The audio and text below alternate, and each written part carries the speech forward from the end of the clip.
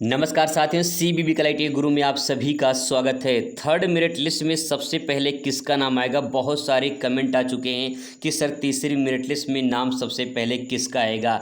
तीसरी merit list के लिए मैं आपको 3 ऐसे पॉइंट बताने वाला हूं जिसके आधार पे आपका तीसरी मेरिट लिस्ट में नाम आने वाला है। एक एक करके समझ लीजिए, आपका डाउट क्लियर हो जाएगा। सबसे पहले बात कर लेते हैं पहला पॉइंट। पहले पॉइंट में ये है कि जो लोग अपने फॉर्म में करेक्शन करेंगे, ठीक है, जो लोग अपने फॉर्म में करेक्शन करेंगे 90% उनका उम्मीद बढ़ जाएगा कि तीसरी मेरिट लिस्ट में आपका नाम आ जाए। पहला पॉइंट ध्यान रखिएगा, आपको फॉर्म में करेक्शन करना जरूरी है क्योंकि जो बची सीटें हैं अगर उसके अनुसार करेक्शन कर लेते हैं तो संभावना आपकी बढ़ जाती है। एक एग्जाम्पल से मैं आपको समझा दे रहा हूं। जैसे मान लीजिए आपने इलेक्ट्रीशियन भर रखा था या फिटर आपने भर रखा था अपने फॉर्म में। इलेक्ट्रीशियन और फिटर की जो सीटें हैं भैया वो लगभग एक कहीं बची हैं, कहीं पे 2 बचा है तो कहीं पे 0 बचा है। इसीलिए अब यहाँ पे उम्मीद कम हो जाती है कि आपको मिलेगा, क्योंकि जो सेकेंड राउंड में फ्लोट किए हैं सबसे पहले वरीयता उनको दिया जाएगा इलेक्ट्रीशियन और फिटर में, फिर इसके बाद तीसरे राउंड वालों को वरीयता दिया जाएगा। तो इसका मतलब ये कि आपका तो यहाँ पे चांस ही खत्म हो जाता है। इसीलिए अपने फॉर्म में आपको करेक्शन करने की ज़रूरत पड़ती है। तो फॉर्म में अगर करेक्शन कर लेते हैं तो बेनिफिट आपको मिल जाएगा। 90% उम्मीद है कि आपका तीसरे राउंड में नाम आ जाएगा। इसीलिए फॉर्म में करेक्शन करना जरूरी है। करेक्शन कैसे कर रहा है मैंने पिछले वीडियो में अच्छे से एक्सप्लेन करके बताया है, उससे पहले बचे सीटों का लिस्ट देख लीजिएगा तभी फॉर्म में करेक्शन करिएगा। आगे बात करते हैं दूसरा पॉइंट दोस्तों ये है कि जिनका हाई स्कूल में परसेंटेज अच्छा है, रैंक बहुत अच्छा है और उसी के आधार पे आपका थर्ड मेरिट लिस्ट में नाम आने वाला है। इसको भी एग्जांपल से समझ लेते हैं। जैसे मान लीजिए बहुत सारे ऐसे लोग हैं जिनका 80% है, उनका भी नाम नहीं आया है। बहुत सारे ऐसे लोग हैं जिनका 85% है, इनका भी नाम नहीं आया है। बहुत सारे लोग हैं 70% वाले भी हैं, बहुत सारे लोग 75% वाले भी हैं।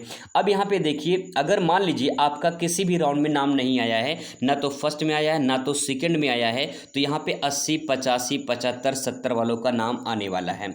अगर मान लेते हैं कि 75 वाले भी हैं, 70 वाले भी हैं, 80 वाले 85 वाले भी हैं, तो भैया इसमें 85 वालों को पहले वरीयता मिलेगी, इसके बाद 80 वालों को, फिर 75 वालों को, फिर 70 वालों को। लेकिन यहाँ पे अगर कैटेगरी की बात कर लेते हैं, अगर कैटेगरी आपकी मान लीजिए आप जो है 85% पाए हैं, ठीक है, हाई स्कूल में, और आप जनरल कैटेगरी में हैं और आपका 75% है, आप एससी कैटेगरी में हैं, तो वरीयता आपको थोड़ा सा ज़्यादा मिल सकती है। ठीक है, तो इस प्रकार से कैटेगरी भी आपका रोल प्ले करता है और परसेंटेज भी आपका मायने रखता है।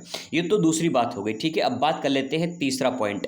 तीसरा सबसे जो महत्वपूर्ण पॉइंट ये है, जिनका ना तो फर्स्ट राउंड में नाम आया है ना तो सेकेंड राउंड में नाम आया है, उनका थर्ड मेरिट लिस्ट में नाम आने की संभावना रहेगी। जो पूरी फर्स्ट वाले स्टेप और सेकेंड वाले स्टेप फॉलो करते हैं उनका थर्ड में नाम आएगा। बहुत सारे ऐसे लोग हैं जो लोग जिनका फर्स्ट में आया था या सेकेंड में नाम आया था, एडमिशन नहीं करा पाए थे, तो वो उम्मीद कर रहे हैं कि थर्ड मेरिट लिस्ट में और करेक्शन करने की सोच रहे हैं, तो करेक्शन नहीं हो पाएगा क्योंकि आपका नाम फर्स्ट में या तो सेकेंड में आ चुका है, इसलिए करेक्शन नहीं हो पाएगा और ना ही आपका थर्ड में नाम आएगा। अब इस सिचुएशन में वो लोग क्या करेंगे, तो आपको चौथे राउंड के लिए वेट करना होगा। चौथे राउंड में डायरेक्ट एडमिशन होगा और फिर इसके बाद जो है वहाँ पे कॉलेज में जाके आप डायरेक्ट एडमिशन कराने की बात कर सकते हैं, आपका एडमिशन हो जाएगा। तो इस प्रकार से ये पूरी प्रक्रिया है, पूरी प्रोसेस है।